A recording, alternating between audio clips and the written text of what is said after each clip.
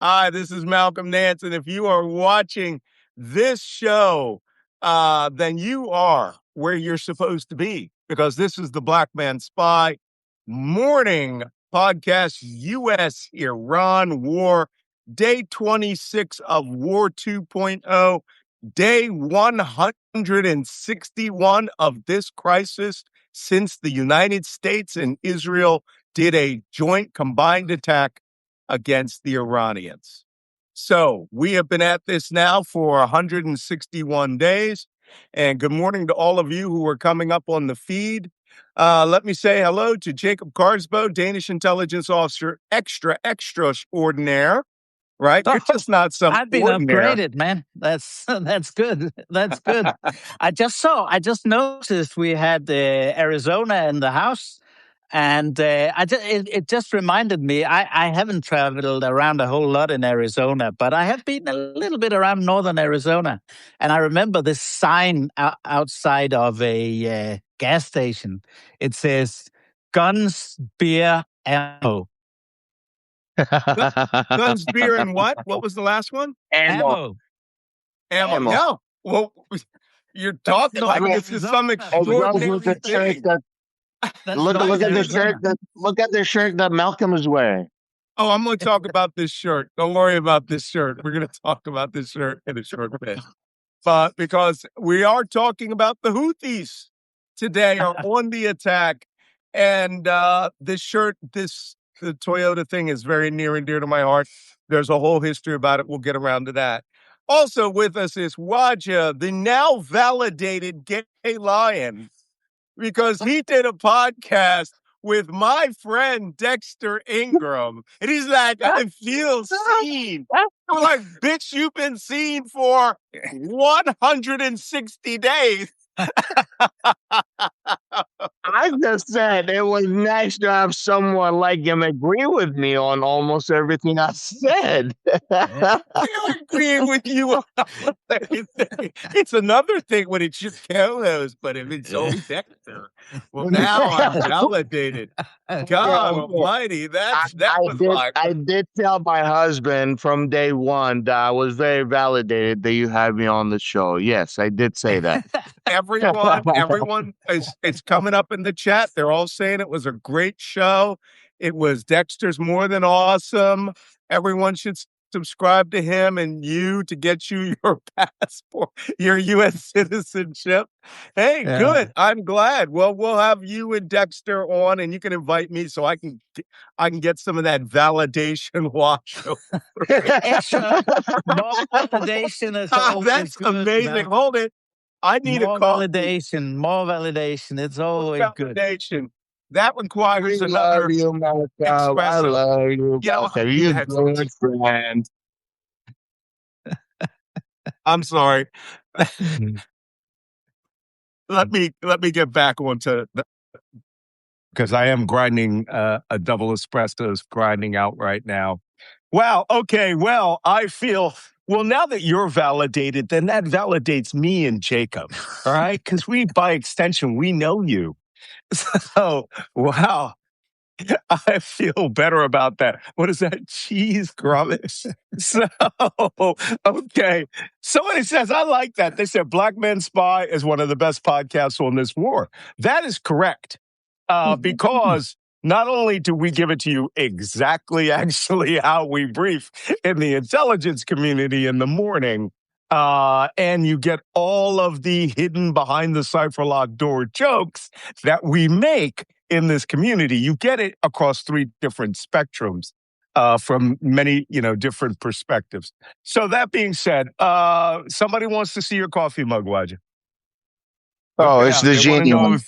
They want to know if you have your genie mug, the blue genie mug. All right, the blue genie mug. You need to put some eyes on that, some googly eyes or something on that. Jacob, what are you rocking? This is my football son's team. boyhood soccer club. All right. Yeah. I love how we both said football and you said soccer. Yeah, he's yeah. pandering to the American audience. So many U.S. and Canadian viewers, and perhaps a few Aussies also. But Yeah. anyway, we say Frederikssund Idrætsklub. That's what I said. Frederikssund That's Free, exactly how it is. Free Sun Football Club? I don't know. No, Frederik. That's Frederick. Frederick. Oh, Frederickson. Frederik. Sound. Sun is sound. Oh, That's sound like the Bay. Fredericks Yeah. Bay Football Yeah. Club. Okay. Yeah. Well, great. I just have a double espresso on my little Navy, my World War I Navy coffee mug. Mm. Mm. But it tastes so much better today because, one, I'm clearly going to have to go out and buy more Yemeni coffee from Mocha because I think it's going to start drying up here soon based on the conflict that's going on. But let's start with the basics. Wajeeh, do you have more oil at your fingertips? Yes, I do. WTI is at $78.18. Brent crude is sitting at 83.55. Is that up or down? They're all up $1. Up $1? What the? These things, man, they used to go up by pennies and pennies and pennies, and now it's like $10 up, $4 down, $1 up, $17 down. It's a roller coaster. Okay, sorry about that. And Murban, you said? Morban is also 72 cents up, making it $80.25. Okay. Laura Havrick says that she's out of ground coffee. You better go grab your Yemeni coffee like I'm doing today. I'm ordering it by the big ass bag because the way they're fighting in Yemen, might not be getting Yemeni coffee anytime soon, which I find hard to believe. They've gotten coffee out in the worst crises. So, insignificant activities is led off today by yet another, now number 3, tanker attack of a Abu Dhabi National Oil Company tanker, ADNOC, was attacked in the Strait of Hormuz. Now, these are significant because these attacks are not being registered under the UK Maritime Trade Office. You're not getting alerts for these attacks because the Emiratis are not reporting them to the UK MTO. It's just like, yeah, our tanker blew up, but we don't want anybody to know it. So they're not saying a word. But that tanker was hit by an anti-ship missile, which is designed like Teacher Spank. Do not violate the Iranian Revolutionary Guard traffic scheme because we will keep you going. Somebody says Pete Coffee Sumatra is good. Sumatra coffee is good anyway. It happened right here, didn't it? Mm-hmm. Right on the eastern side. Yep. We do not know what the condition of the vessel is, but they reported being hit by a missile. However, I noticed during the Iran-Iraq war, hitting a tanker with a missile, if it didn't hit machinery and couldn't start a fire, it was like throwing a brick into mud, right? Because oil will absorb that. Might make a small fire, but for the most part, unless it hits part of the ship's operating fuel, diesel, something like that, generally doesn't become a major conflagration. So there you have it. All right. But it is a little bit uncomfortable, It is, it doesn't make you feel comfy, Trust me, as someone who actually hit a mine and was in a missile attack, I remember that very first instant when we hit the mine. It was like somebody took my 20,000-ton ship, lifted it 5 feet off the ground, and then dropped it. Right? It was like, that ain't good, right? That's not good. I don't think that's good. My favorite joke of that, it's all of this is we don't want to try memoir. that again necessarily. We don't want to try to avoid it. Once a career is fine by me. But the joke was when I was on that ship, I apparently jumped out of my rack and said to the Marines, I was living with the Marine gunnies, everybody relax. It's just a mine. But your ship was hit.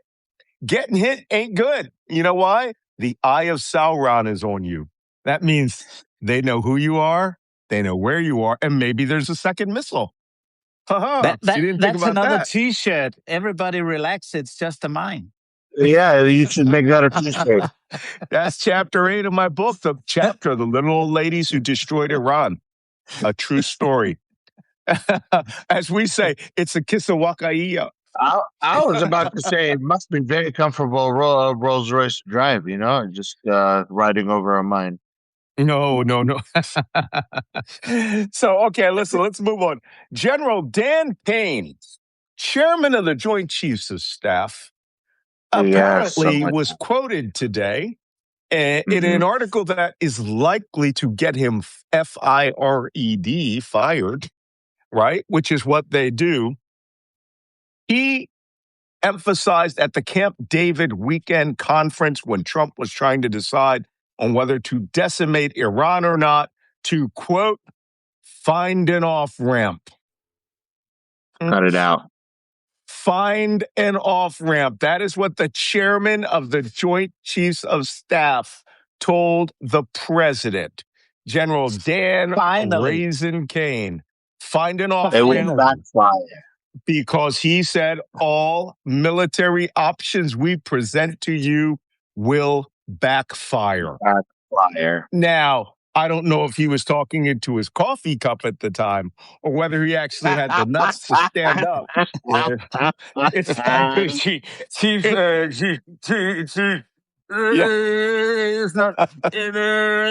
good.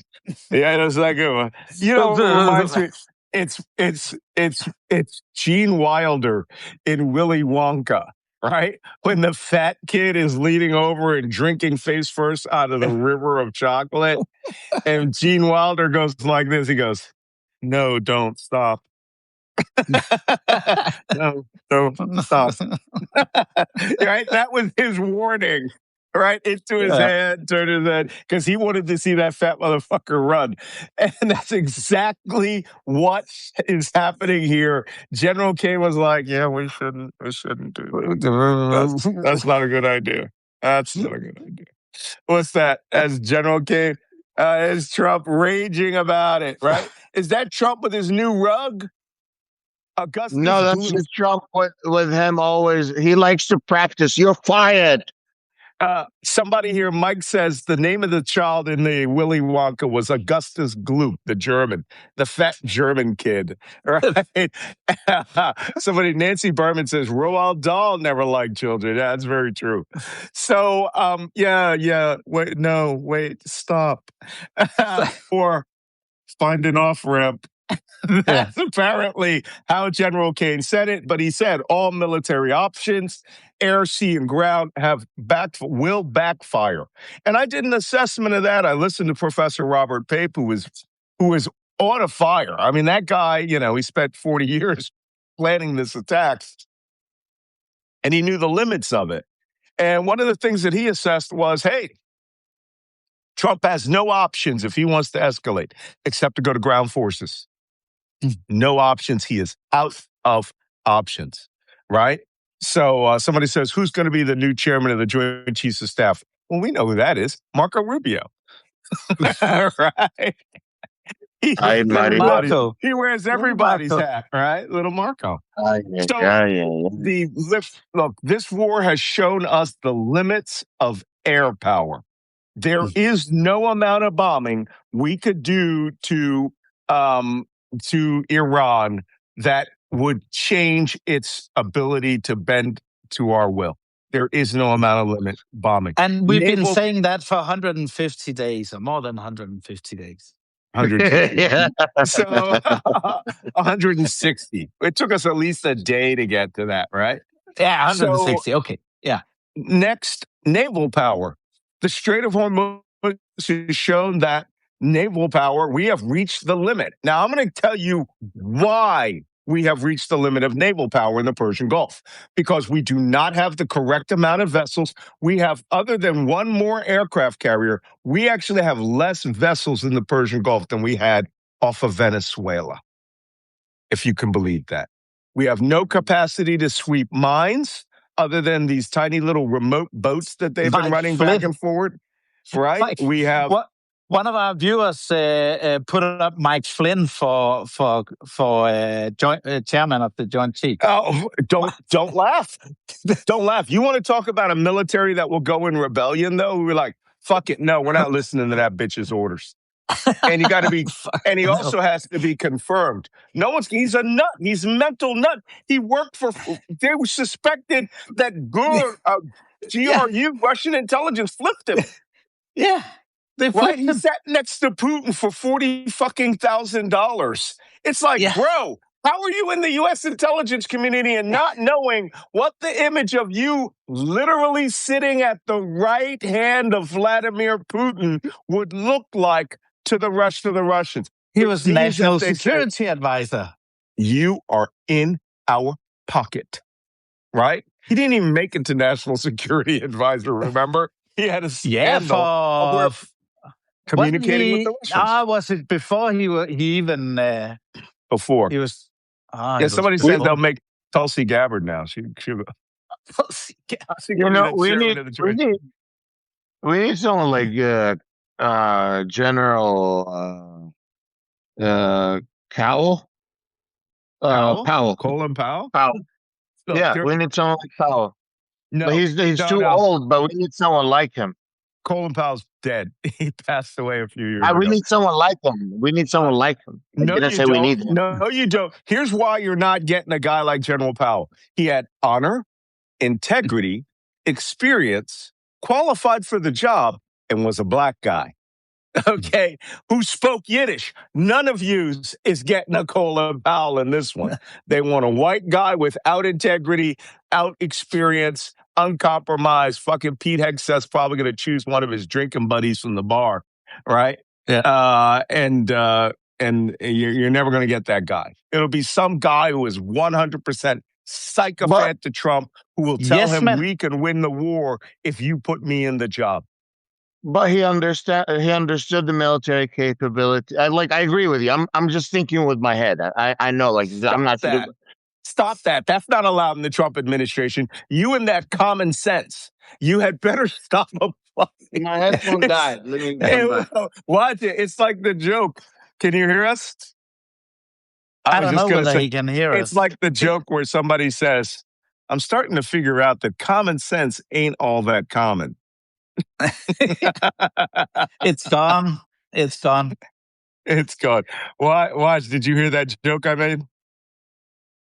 Okay, he's got headphones on. Hey, Wajeeh. What's up? Somebody said there's a joke that we think applies here where some wise guy said, I'm starting to think that common sense isn't all that common. It's very, very true. Right? Certainly not in the United States. I can tell you right now, I can tell you straight up, because of the statistics, I cannot trust that 7 out of 10 white men in America have common sense. Because Trump won almost 70% of the white male vote and 52% of the white female vote. Yes. If you were a white man, you voted for Donald Trump, not because he was smart, out of tribalism. And that tells me common sense went out the window. They wanted a tribal chief who represented them and their pickup trucks. And apparently they got it. So 52% of white women also went over there. 78% of American Jews voted for the right person, Kamala Harris. 92% of African American women. Mm-hmm. As I remember one of my favorite quotes after the election, we knew what the job was. Okay, stop this guy. Didn't happen in this particular thing. So that being said, 7 out of 10, can't trust that you have common sense. And they all still think that he's like this God. 32% think that he is godlike, right? And the man is the biggest moron that's ever sat in the chair. And if you have common sense, you can look at him and go, who's that fucking idiot? He's like, this is crazy. That's the leader of the free world. And they go, doesn't look like Vladimir Zelensky to me. Right. So You know, He says, I think he's Satan. just from studying the first Gulf War and what Colin Powell have done and the way he organized and the way that's why I thought like we have people like that in the US military who are capable understanding of all of US capabilities, who And understand the ins and outs of the US infrastructure and when it comes to the military, who and understand they actual were running capabilities the for the enemy. military. They were running the military, and the first thing Pete Hegseth did was fired off all the women, all the minorities, any white guy that did not agree with them. We're never going to get another Norman Schwarzkopf. Okay, that guy. One of my favorite speeches was an actual.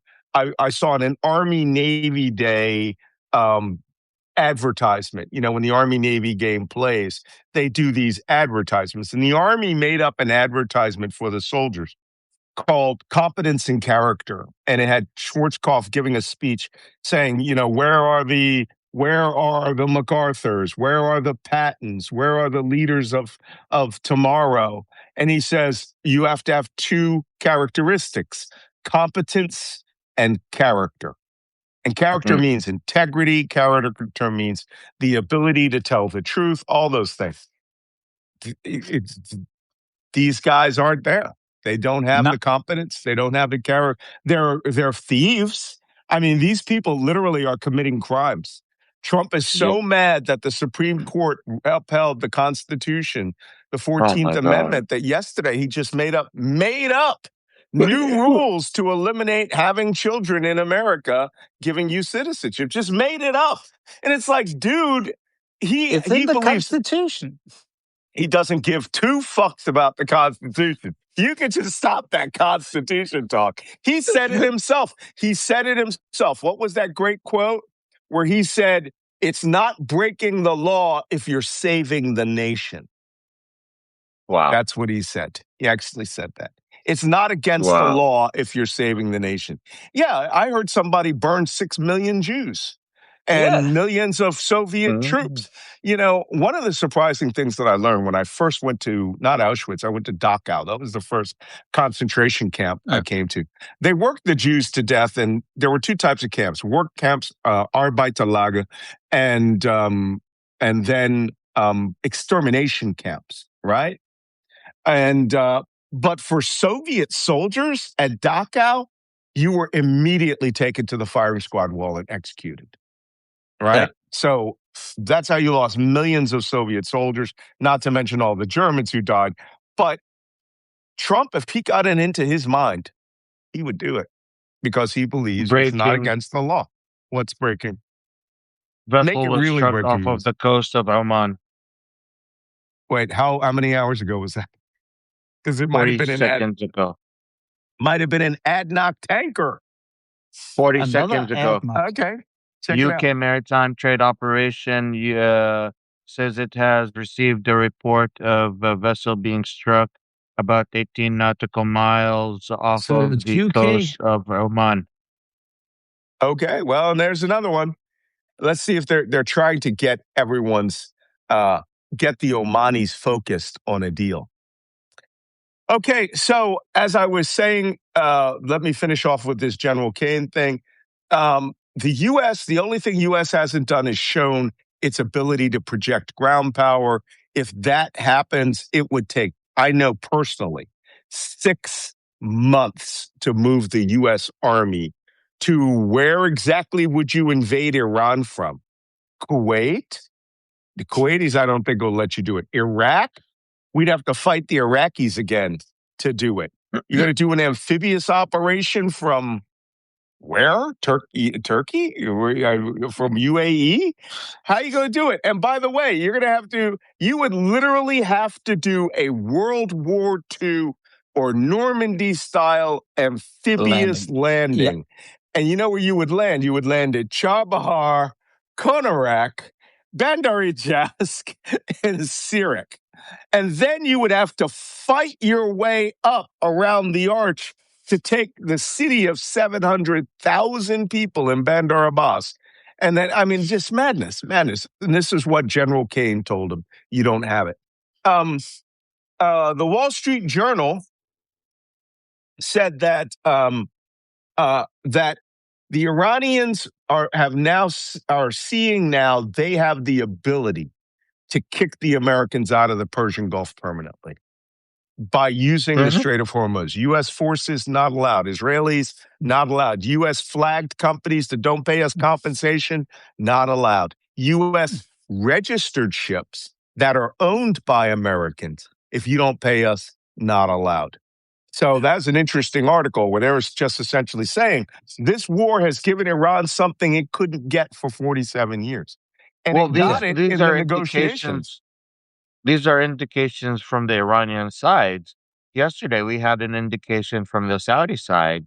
I told you guys when old money shuts the door on anyone, they don't slam the door on your face. They shut it very slowly without you noticing. They make incremental small decisions, changing their relationships with the United States without you noticing.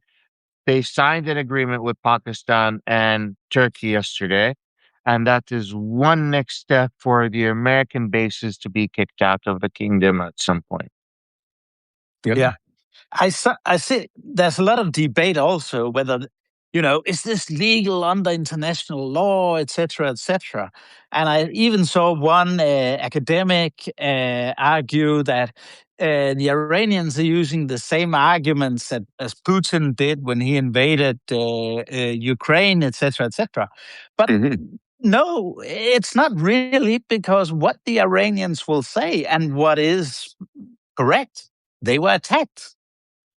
Correct. So they will always come back and say, we can't live with this. We need to control the Strait of Hormuz to protect ourselves. I'm not saying it's right, but No, because of the attack, that is the argument they'll always use, and it will take force to dislodge them.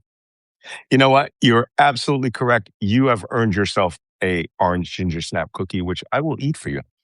Oh, Wonderful. Scott Bessent, Wonderful. the Treasury Secretary, Oh, made an incredible statement yesterday. Yeah, I don't even think he knows what he's saying when he says these things. He goes, you're right. The Strait of Hormuz is never going back to what it was. Why? Because Iran has used it or tried to use it as a choke point. Really fucking genius? Really?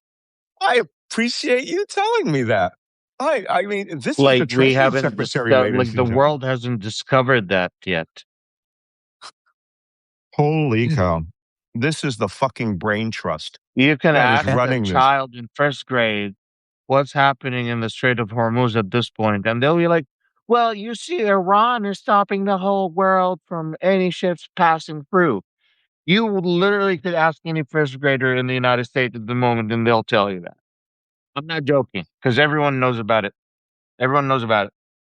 Mhm. Somebody just made a joke about gerbils. Okay. I must be missing something about Scott Bessent that I couldn't get, that, that I don't know about. Hey, as long as we're here for a moment and we're shifting gears to Yemen, the Red Sea, because we are still waiting for the Iranians to come to a decision about what they're proposing. The number 7% is back in the negotiation pool. I'm hearing that in multiple sources that the Iranians are thinking, hey, Donald Trump said 20, we could go with 7. But I don't know whether that's going to happen or not. Now, This is the pure political executive malpractice. well, you're right. And another thing that I heard that the Iranians are now going, wait a minute, 7% would give us $198 billion a year, which would make Iran, ready? The third largest grossing oil country in the world by not selling oil. Not selling oil. That's just in fees, yo. yeah. Oh, the funny thing is, they're going to go, Donald Trump recommended 20%. We're cutting you all a 13% discount. You Yeah. know, Trump came up with We this. are the nicest bazaris in the world. We are the What? nicest bazaris in the world. 13% discount for you. I haven't heard that word in a long time, Bazzani. So you're right. You're right. And the funny thing is, they were like, well, we only said 2 million per ship, but if y'all want to give us 25 million per ship, okay, we'll go with that. Thanks, Donald. The precedence has been set. We could now make Iran a global superpower. And in one assessment that I read, it might have been Brett Erickson, who I interviewed this week on the Black Man Spy interview podcast. We may have just inadvertently created an undefeatable Iranian army in 5 years. They're going to get that money. They're going to earn hundreds of billions of dollars. The Chinese will sell them whatever they want. No air forces, none of that stuff. But we may have given them a capacity to overwhelm and overmatch anybody in the region forever. Which brings me to the next story, which is the United States has authorized the sale of 5,250 PAC-3 missiles to the Gulf states of Kuwait, Bahrain, Qatar, and United Arab Emirates. Not Saudi Arabia. They have their own sales there. And this sounds awesome, right? 5,250 surface-to-air missiles in which To they be can delivered intercept. in 10 years or what? 10 years, yeah. Oh, you're just so unoptimistic. 7 to 8, man. Okay. Come on. That's The fine. United States That's produces. fine. That's nothing. Did I mention that does not take into account the missiles the United States has to produce for itself and Mhm. missiles that have to be produced by contract for other countries, which is now leaving a massive hole in the defense market. Anybody that can build a missile better than Patriot PAC-3 is going to make bank.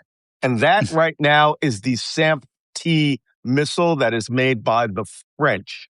And they're talking about an even longer range missile. Of course, the Israelis will never sell their Jacob Sling or their other major components to the Iron Dome David system. Sling.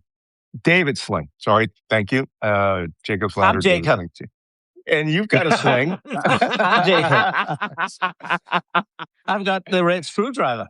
That's right. That's Jacob's sling right That'll there. sort buddy. it out. That's right. You're like Doctor Who, right? Let You me had a just, sonic screwdriver. because I've been launching a big debate here in Denmark, because in Europe, we simply don't have the production capacity. And could. the American production capacity is abysmal.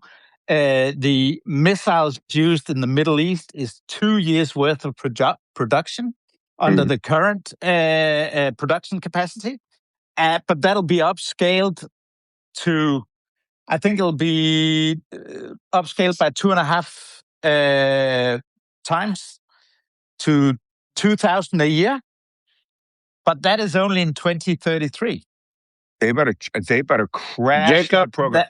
If somebody gets an investment pool of 20 or 30 billion dollars and says, "Hey, we're just going to build 5 factories for one," I'm going to start investing in European defense stocks. Just period. Yeah. If somebody would say, "Malcolm, I'm going to allow you to invest in 2 stocks," all right? Would you want Boeing, Raytheon? I'd be like, Rheinmetall, and Firepoint. Okay. That's Take Ukraine. my money. Take my money. Right? Those companies are going to do good. You know, and you know what? I think I have some loose money coming here with my next book. So I need to invest in a Firepoint. Maybe I need to get on the board of Firepoint, become their brand ambassador for Sub-Saharan Africa or something. So anyway, Jacob, was your nickname in Arabic Yaqub in Denmark? Yeah, Yaqub Jacob, son of Denmark. You know, no, that's not his name. His name was his kunya was Abu Viking. Abu Viking. Abu Abu Viking, Abu Viking, Abu Viking. Can't fit this money. Abu Viking. That's Yeah. it. There's the T-shirt, people. Make it happen. Abu Viking. Abu Viking. I'm writing that shit down so that I don't forget it. Abu Viking. You can't trust them. So anyway, if the United States at this moment has only produces 620 Patriot missiles per year for the U.S. for everybody, right? That's like divided up in the little pockets: 2 for Ukraine, 5 for Germany, 100 for the U.S. Army, blah blah blah. 10 It for would still Poland. take just for to produce 5,250 missiles for the United States would take 8.75 years. However, to create in 2030, Raytheon thinks that, and Lockheed thinks that they can get up to 2,000 missiles per year, which means at the best, 2033 is the earliest anybody's seeing the delivery of that lot of missiles. If the United States doesn't need them for anything, like a war, that's And 6 years, 6 to 8 years, 9 years. if you want to go to war against Russia, obviously Donald Trump doesn't want that. But let's say that you want your air defense missiles, your PAC-3s, to be used solely against Russia. Nothing else, no war in the Middle East, nothing around Taiwan, peace and glory, the rest of the world. 2,000 missiles per year isn't even enough. Yep, not even the Because the start of Russian enough. can produce somewhere between 1,200 and 1,400 ballistic missiles per year, and it takes 2 PAC-3s per ballistic missile. So that is even if the Russians don't scale up. Mm-hmm. So we're in deep shit. Yep, we are in deep shit. And somehow Scott Bessent and the United States government and Whiskey Pete Hegseth has promised them 5,250 missiles, which will not exist for a decade. Right? So in the meantime, y'all have better start trading some camels, baby, which means start paying your bribes. That's the only other option. The only other option, I don't know, make Iran so wealthy that they freaking forget about the Islamic Revolution. I don't know.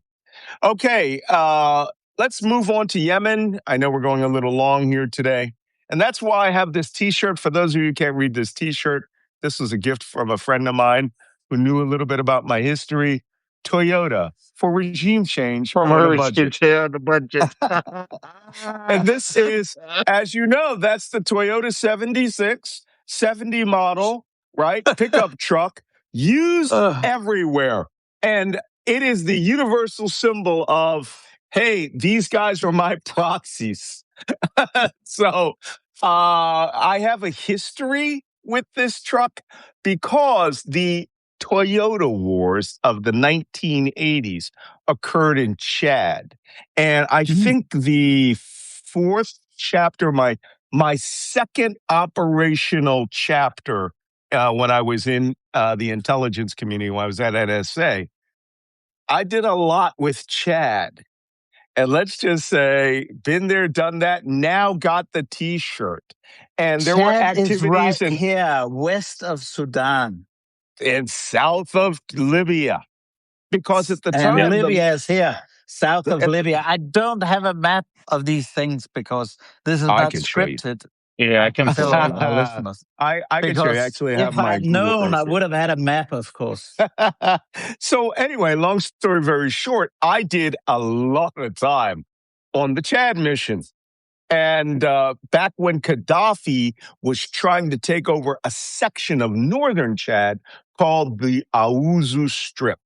And what was in the Aouzou Strip? A rich vein of uranium. And Gaddafi was trying to get that uranium in order to create an atomic bomb.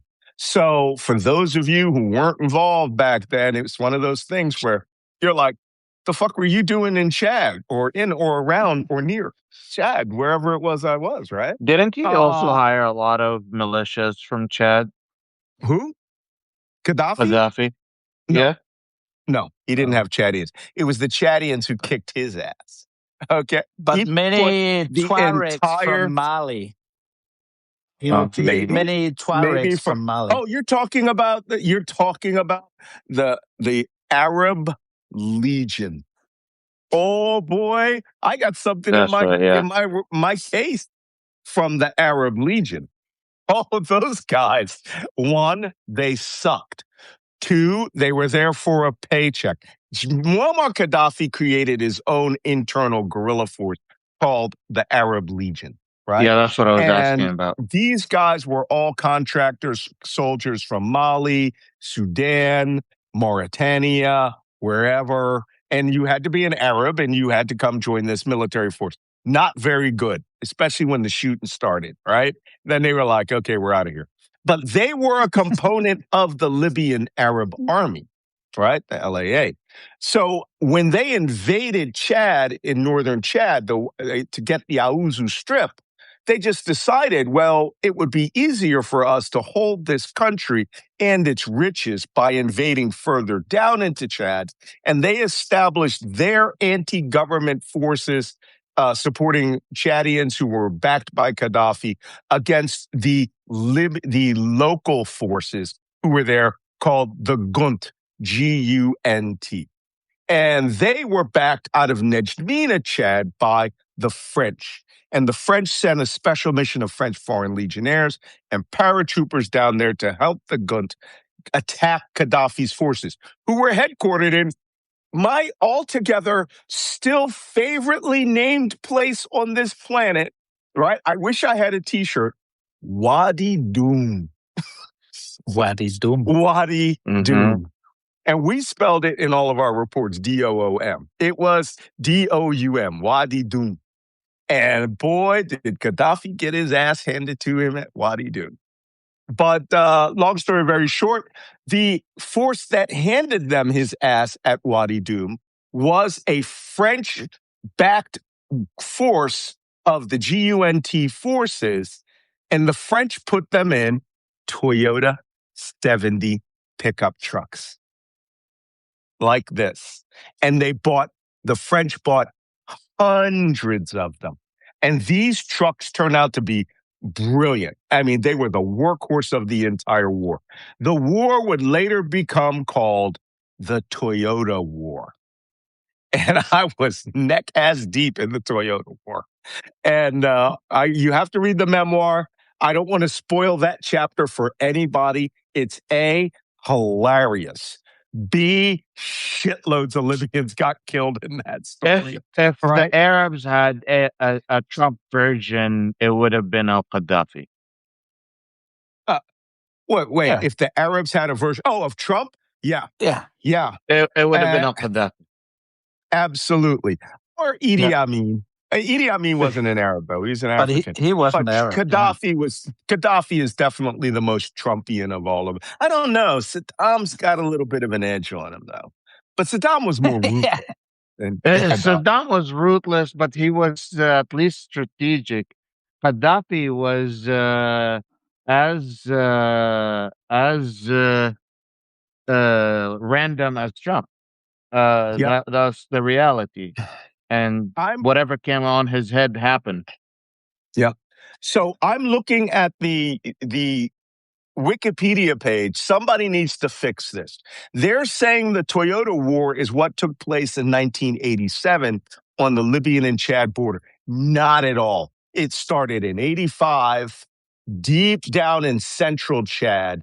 That's where the Toyota Land Cruiser 70s were used to destroy Wadi Doum. I swear to God, I loved Wadi Doum. That was a fucking amazing mission. This is where people thought that if they drove their Toyota Land Cruisers fast enough, you could get through minefields. They found out the Legionnaires, they were like, no, No, you could drive 100 miles per hour, but you're still going to blow up. And the Chadians are like, let's check it out. So, but the point was, the French had put the gun forces, the Chadian government forces, into these Toyota Land Cruiser 70s pickup trucks and made technicals out of them, where they put machine guns on them, twin anti-aircraft guns. Guys, personnel carriers would carry 15 guys on the end. Later on in 87 is technically the end of the Toyota War, with a famous incident that I document in my memoir in real time. I saw it in real ass time. And I was like, oh, this is going to be bad. But thousands of Libyan forces got killed in the Toyota War because these little trucks would just go out, surround these bases and take these bases, particularly Wadi Dum. And fast forward to today, the commander of the Libyan forces at Wadi Dum was a guy by the name of Khalifa Haftar. And he is now the commander of Khalifa Haftar. Libya, Oh my God.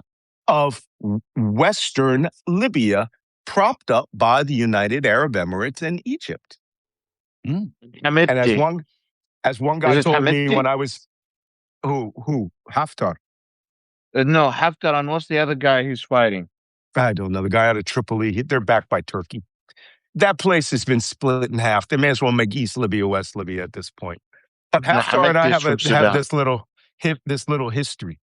Because when I was hanging out at the Fadil Hotel in Benghazi, where I was doing whatever it is that I was doing, somebody said, I was in Chad. I did Chad. And they were like, you were there when Khalifa Haftar was here? And they were like, yeah. And he goes, don't tell him that if you see him. He's still got a little bit of a grudge. But Khalifa Haftar came to work for the United States. He lived in a place called Langley, Virginia for a very long time. Falls Church. That's where he worked. So, Malcolm, that was an awesome-ass story. I can't wait to read it in your memoir. But why are you bringing this up? Because the Yemeni Houthi and Yemeni government forces are on attack, and they are all driving these. I'm watching the videos. The Saudis and the Emiratis gave the government of Yemen a shitload of Toyota Land Cruiser 70s, and the Houthis were bought a shitload and captured a shitload of Toyota Land Cruiser 70s. And today, the Houthis are fighting the government of Yemen forces, and they're both attacking each other with the same pickup trucks. Yep. So that's what's going on. It turns out the Yemenis armed forces yesterday did an airstrike on Maghrib again, which is the provincial capital of Maghrib province. Let me remind the audience, Yemen is the most armed civilian population in the world, period. Alas. Yep, one of those things. The Saudis are also carrying out airstrikes using drones, dropping small diameter drone bombs on them. The Houthis are warning the Saudis at this moment that they will, if you keep this up, if we see movements of the Saudi army south, which the Houthis suspect is coming, that the Saudi army will invade from the north, and the Yemeni government army is invading from the south in order to wedge the two of them. They say they will start attacking Saudi cities, Saudi power plants, Saudi military bases, Saudi airports, and of course, Saudi oil tankers. Full-scale war could be breaking out here. And that is also where the Iraqi militias will get involved. Oh, Jesus. Oh, my God. From the north. That's all we need. Stab them in the back, talked right? about. Another whole bag of Then worms they with would this. get involved. That is for sure. Listen, I want to talk about, remember that Houthi ballistic missile attack that they carried out the other day on a Yemeni government headquarters, on a Yemeni government base that had 30 soldiers killed, right?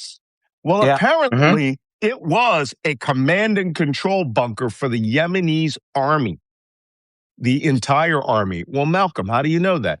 The chief of staff of the Yemeni army, Lieutenant General Sagi bin Aziz, was killed in that ballistic missile attack. That's right. The guy in charge of the Yemenis army, the general in charge, was killed in the ballistic missile attack, which means Iranian intelligence is really good. And they picked that spot out down to the meter, and the Houthis put a ballistic missile right into it. So it was like hitting their Pentagon. And they And they might got his ass. even get Here's satellite support from the Russians. Yeah, here's I'm Because definitely we've seen that happen before. Yeah. Watch. here's a little bit more details about the situation. When you Mhm. are based out of Saudi Arabia, the Saudi-backed government of Yemen, and you are fighting the Houthis who are based out of Yemen, that is your last standing spot. You're not living in hotels. You're not living in Saudi Arabia. It is this or die. Like you either fight or you die. Therefore, your risk tolerance is way higher. Therefore, your fighters are way more vicious. So therefore, they are way more strategic. They're way more like willing to do a lot more riskier things. But when you are Saudi backed, and you've been hanging out in Saudi Arabia for a while and you're used to mfattah, the rice and the chicken and the big meals and the yogurt, and you filled a couple pounds extra, and you're going back to war in Yemen, you've already softened up. You've already you like you're thinking already about the hotel. You want to go back to the hotel. You would rather not finish this war. I'm genuinely telling you this because I don't think people understand when Yemenis look at you as an outsider versus when they look at you as an insider. I'm meeting and talking to Sunni Yemenis. They're like, "Fuck the Saudi-backed government. I want the Right. Houthis to win." And I'm like, that's surprising because Houthis are Shi'i backed by Iran. Yet I'm hearing Sunnis coming out and saying shit that I could have never thought I would be hearing. Hmm. Well, I got to tell you, That whatever's could be going to some be Muslim Brotherhood influence, one of the things that the Houthis have on their side, based perhaps. on what Wajeeh is just saying, is the fact that the kid that goes by your command post with a donkey and sells you Coca-Cola is an intelligence collector, whether he wants to be or not. Everybody's got relations around there, right? Yeah. Everybody. And if it'll earn them $5, they'll sell that information. That place is like Casablanca in the movie, right? You just got to watch your ass out.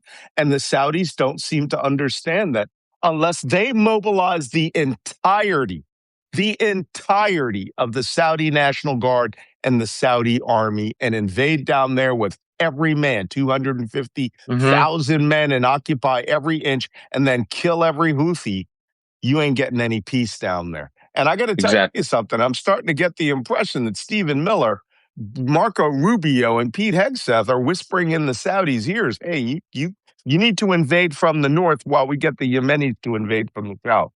Right? That's what's going on there. Someone asked me what GUNT stood for, by the way. It was government. It's French. It's an acronym for the French Unity, the French trans. No, I'm sorry. The Unity Government of National Transition, right? Oh, Gouvernement Unité tran- Nationale Transition. That's Transitional how it was. National Council, Right. And right, Gouvernement, TNC. right? Yeah. No, not Yemen. I'm talking about Chad Ah, under GUNT. good. GUNT, nominally recognized in Aden and Sana'a for Yemen. But back in the 1980s, 85 to 88, when I was doing stuff there, 85 to 87, it was GUNT was the the National Unity Transitional Government, and the armed forces of Chad of the National Transitional Government was FANT, F-A-N-T. That's who was fighting Gaddafi in Chad. Somebody asked that question. All right, well, that's enough history for lesson for one day. You now have seen all of this in its entirety. Let's go to a couple of questions. We have 3 minutes. We can go to a couple of questions. It's Saturday. I want you all to go out and cut your lawns and, mow your grass or do whatever needs to be done. While I come up. I did put up the chat early on in the morning. So it is there. I just have to get to it by typing in the chat question. There it is. Substack in the chat. A couple of funny comments there. I do want to call your attention to the fact that anyone can put up replies to the questions in the chat, but only paid subscribers are allowed to come into the funniest part of this show, which is the live chat, which again, I cannot keep looking at the live chat because I will just laugh the entire show. So let's go to the questions. Will my 9-year-old grandson, Priscilla Jenkins asks, will my 9-year-old grandson be asked to don a uniform in 7 years? Hell no, because Gavin Newsom or whoever is the president, he's a Democrat, ain't going to be putting you into a war with Iran, right? Now, if Donald Trump's on his 5th term because he's lost his mind and civil war is broken out, maybe. Wasn't that the premise of the movie Civil War, that the president had lost his mind? I refuse to watch it because they did that deliberately before the election, put that movie out. Trump wants to salvage his legacy by bringing peace to the Middle East. So junior Ayatollah and regime of 200,000 Iranian Revolutionary Guard are history. That's pure sarcasm right there. Trump's regime, the legacy of bringing peace to the Middle East is him having the U.S. military kicked out of the Persian Gulf. Isn't that crazy? It took 47 years, but Trump did it. Holy God. Somebody goes, peace of the graveyard. Yeah. That's not a good joke. I don't want any servicemen and women being killed because of that idiot. Somebody says margaritas. Here's a new acronym. Manic a-hole retard getting amoral retribution in Tehran and the Straits. Margaritas. Noted. That's the best. It's just too long, man. But it's a good one. Upside to the chaos, this is Rue. I finished my piece on the kingdom of Kerma, the first kingdom of Kush, during Egypt's Middle Kingdom period. Thank you, Rue Yazaki, who is a scholar of history, apparently. So, CNN reports NATO will be tested, according to U.S. intelligence, by Putin, perhaps to a cyber attack. NATO was just tested by drones dropping bombs next to Ukrainian airliners. They had an incendiary device placed in a DHL airplane, and another DHL aircraft was targeted the other day by a drone strike. Putin is already testing us. They've been testing us for years. This is Ken from Istanbul. Malcolm, I'm actually the biggest World War II nerd in this country. Really? And especially focused on the Mediterranean Middle East campaign of World War II. Really? I have a good friend of mine. He is a historian. I belong to a group called the Guild of Military Historians. And he is a historian of the Battle of Gallipoli, Ken. I mean, that guy lives in Turkey. And he is also a big World War II Mediterranean buff. I need to get you two together. But American World War II buffs will get angry, but I think Bernard Montgomery was the best Western Allied general of the war because he was professional and capable, not outstanding. Them's fighting words. Fighting words. I personally, they said pound for pound, the commander who did the most, the top 5 commanders who did the most fighting in World War II, best, least number of casualties, most number of enemy dead, was Lucian Truscott, who took the invasion of France from the south. Most people don't recognize him. That guy blitzed southern France. Of course, the big guys, Patton, Omar Bradley. Eisenhower, by the way, doesn't even consider himself. He's not a combat commander. He's theater commander, strategic commander. Bradley, General James Gavin, commander of the 82nd Airborne, right? Jumped with a pistol and a map book case for D-Day. I mean, that guy's fucking crazy. And I'm not a big MacArthur fan. Not a big MacArthur fan. So you have all those guys, but Omar Bradley could arguably be the guy who, Patton had very high casualty counts. Bradley had the highest death counts in comparison to the two. But Montgomery, okay, whatever. Everybody's got to have a hero, right?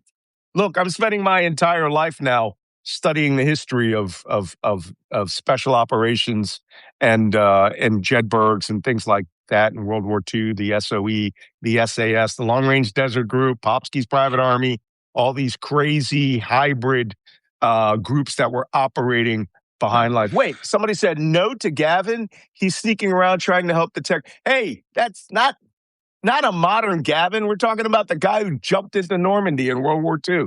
Somebody got the wrong Gavin together. All right, so I really wish to visit your World War II museum in Egypt. Oh, well, we'll have to see about that because we're starting to find out from the Ministry of Antiquities and others, you just cannot establish a museum in Egypt. But there are projects that we're working on that out in the Western Desert, where I go every year, a couple of times a year, out in the deep desert of Siwa, about 40 kilometers from the Libyan border. And there are other ways that you can do this. So that's it for today. Wait, somebody has a new one. Did you? POTUS, here's a new acronym. Putin organizes Trump's unhinged stupidity. POTUS. These are t-shirts, man. Wajeeh, you have something to say. Jacob was trying to say something before me. Jacob, No, I have just something have to say. to. I have to log off now. I have to We run. too. We also But, are. Okay. So, yeah. thank you everybody Did you for see coming to there's a new today's Lego show. video came out? No, but we'll check it out. New Lego Lego video. video for tomorrow. Yeah.